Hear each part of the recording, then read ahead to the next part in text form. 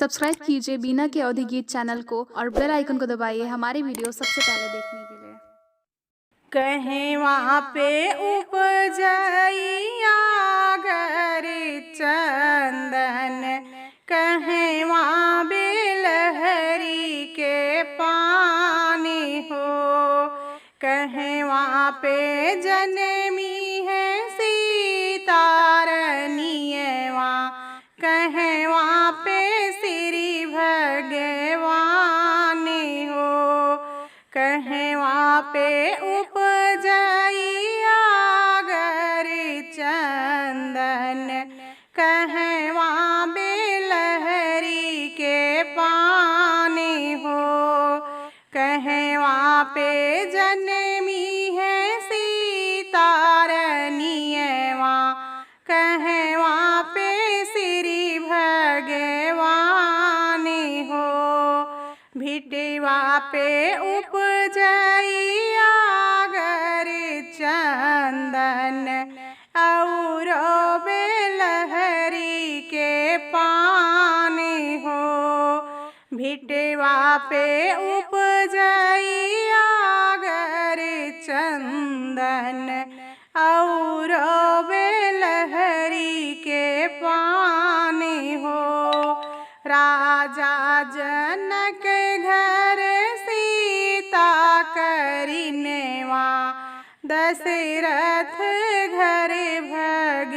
भगवानी हो, राजा जनक घर सीता करिनेवा, दशरथ घर भगवानी हो, काऊ करन के गरी चंदन, काऊ करन के पानी हो, काऊ करन के सीता करिनेवा, काऊ करन के भगवानी हो, काऊ करन के सीता करिनेवा,